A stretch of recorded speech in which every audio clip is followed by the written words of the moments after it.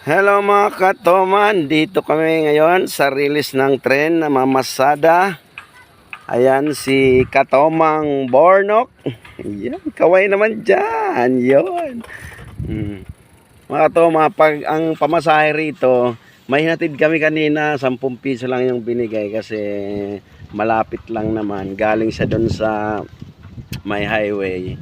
Pero pag galing daw ng palengke, 50 isang tao, kaya kung may mga baggage, maraming karga, ayun, may 100, depende sa mga bagahe niya. Kaya ayos pala rito magkayod oh.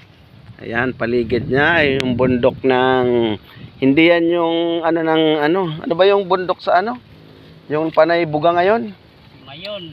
Yung Mayon volcano, hindi yan. Si Agang yan. Si Mayon natatago. Diyan banda.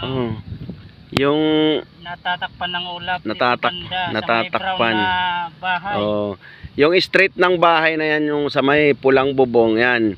Diyan banda si Mayon. Kung wala yung mga ulap na yun, andun si Mayon volcano, yung nag-aalboroto rin yun ngayon. Kaya ayan nuntig si Agang. ito si Agang, kung tawagin sa amin Agang yan Mount bundok na si Agang yan. Pero patay na yata yan kasi tagal na yan, hindi talaga nagbubuga yan.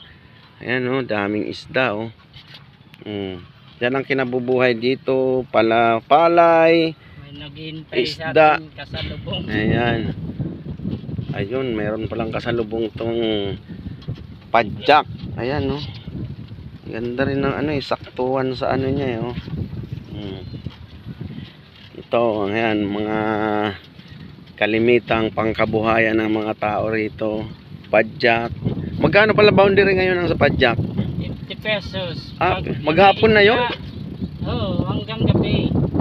Pag inuwi mo yung padjak sa bahay mo, ititira mo mga 60 o 70 hinihingi ng may-ari. Gano'n, mura lang makailang ka lang 50 pesos lang pala boundary kahit pa nga 100 siguro kung masipag ka lang ayan mga katoma,